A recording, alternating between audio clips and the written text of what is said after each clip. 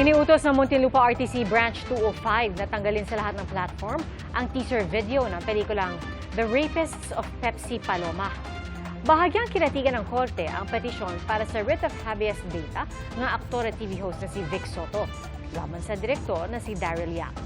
Sa desisyon ng korte, dahil yan sa maling paggamit nila ni Yap na impormasyon tungkol sa pag-uusap umano ni Paloma at ng aktres na si Charito Solis na parehong pumanaw na at hindi naman daw mabe-verify kung talagang nangyari na. Gayman, pinayagan ng produksyon at kalaunang pagpapalabas ng pelikula. Ayon sa korte, hindi ito mapipigilan ng pelikula lalo nakakuha ng permiso si Yap mula sa pamilya ni Paloma. Protektado rin ang pelikula ng artistic freedom at public interest. Ang kampo ni Soto nagpapasalamat sa desisyon. Nakatuon na raw ang kanilang pansin sa reklamong cyber libel na inihain nila laban kay Yap. Ayon naman sa company, bukod sa pagtatanggal ng teaser, wala namang iniutos ang korte na i-delete, sirain o itama ang anumang maling datos o impormasyon. Dalawang insidente ng pangharas ang naranasan ng PCG at ng BFAR nitong manakarang araw. Sa dagat po yan ng Zambales at sa Sandy Cay sa West Philippine Sea. Sa Zambales, papunta na ang isa sa pinakamalaking barko ng PCG na BRP Teresa Magbanwa para sumama sa pagpapatrolya. Saksi, si Chino Gaston. Magdadala sana ng personnel sa Sandy Cay sa West Philippine Sea ang rigid hull inflatable boats ng BFAR nitong Biyernes. Pero sinalubong sila ng mga bangka ng China Coast Guard, gayon din ng helicopter ng People's Liberation Army Navy ng China. Ayon sa PCG, ang mababang lipad ng helicopter delikado dahil ang hangin mula sa propeller nito pwedeng ilagay sa peligro ang mga rib ng mga Pilipino. Ayon sa PCG, 3 barko ng China ang nagsagawa rin ng agresibong maneuvers sa mga barko ng BFAR. Dahil dito, sinuspinde ang survey ng BFAR at hindi sila nakakolekta ng sample. Ilang beses na ring nakaranas ng panghaharas ang mga taga-BFAR sa Sandy Cay. Gaya noong banggain ng Chinese Maritime Militia vessel ang BRP Dato Cabaylo ng BFAR habang patungo sa Sandy Cay 4, Oktubre ng nakarang taon para sa routine maritime patrol. Noong Marso, naharas din ang mga marine scientist, taga-BFAR at media dahil sa mababang lipad ng helicopter sa Sandy Cay 3. Nagtamo ng mga galos at sugat ang ilang Pilipino. Hey! Hey! Hey!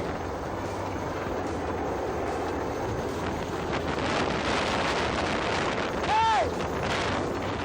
Sa inisyal nilang obserbasyon noon, may indikasyong galing sa ibang lugar ang mga patay na koral na maaaring itinambak doon para sa expansion. Hindi na rin maganda ang lagay ng mga bahura sa lugar at wala nang malalaking isda na indikasyon ng sobra-sobrang pangingisda. Ayon sa PCG, ang pagkasira ng kalikasan sa Sandy Cay ang ipinunta rin ng BFAR nitong Biyernes para sana suriin. Pumunta sila sa Sandy Cay at naipakita natin sa tambayan ng Pilipino na ang Sandy Cay, it appears na pinambakan, no?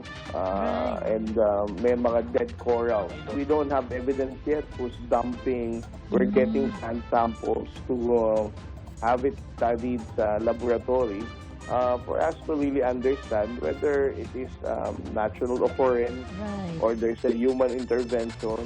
Sa isang pahayag, iginit ng China Coast Guard ang kanilang soberanya sa Sandy Cay na tinatawag nilang Tiexian Reef.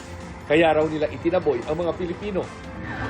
Patuloy ang pananatili ng mga barko ng China sa loob ng exclusive economic zone ng Pilipinas. Nasa 90 to 100 nautical miles ang layo ng CCG vessel 3103 mula sa coastline ng Zambales.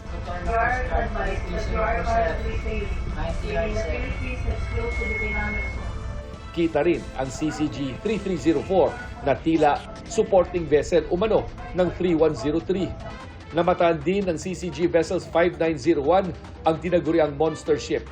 Sa unang pagkakataon, ayon sa PCG, kinamitan sila ng China Coast Guard 3103 ng Long Range Acoustic Device o LRAD nitong Sabado. Ayon sa BFAR, nasanay na umano sa paggamit ng China ng LRAD, masama ang epekto ng LRAD na hindi lang nagdudulot ng pagka-disorient. Yung epekto sa pagdinig ng ating mga tauhan, no, talagang una, destructive and parang masakit sa pagdinig. Ayon naman sa PCG, hindi ito nagpatinag at tuloy lang ang pagbabantay ng BRP Cabra. Ngayong araw, pinalitan na ito ng BRP Teresa Magbanwa.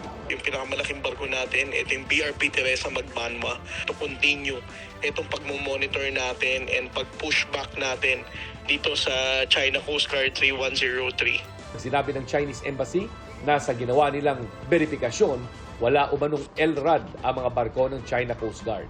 Para sa GMA Integrated News, Chino Gaston ang inyong saksi. Kung halaga ng shabu, nasabat sa entrapment operation ng PDEA Region 13. Arestado ang 2 suspect matapos bentahan ng 2 kilo ang mga nagkunwaring buyer. Nakuha rin ng digital weighing scale, pipe at iba pang drug paraphernalia. Ayon sa PDEA, matagal na nilang binabantayan ang mga nahuli na pinaniniwalaan nilang konektado sa grupo na nahulihan ng 57 kilo ng shabu sa Liliwan Seaport November noong nakaraang taon. Isang grupo lang to sila, ma'am. Yung details ng mga name of group members, hindi pa natin pwede ma-edible. Patuloy ang investigasyon para matukoy ang mga kasabat ng mga suspect na wala pang pahayag. Na-dismiss na Iloilo City Mayor Jed Mabilog. Binigyan ng executive clemency ni Pangulong Bongbong Marcos. Kaugnay ito sa hatol sa kanya ng Office of the Ombudsman sa kasong administratibo dahil sa di umano niya maipaliwanag na yaman mula 2012 hanggang 2013. Ayon sa abogado ni Mabilog, sumulat sila sa Pangulo noong 1 taon para sabihing hindi sila nagkaroon ng sapat na pagkakataong dumipensa sa mga aligasyon.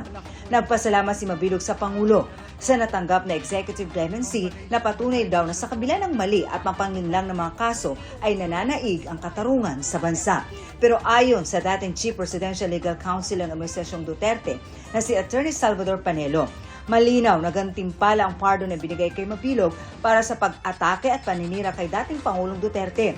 Bukod sa kasong administratibo na saklaw ng clemency, may hiwalay pang kasong katiwalian sa Sandigan Bayan si Mabilog.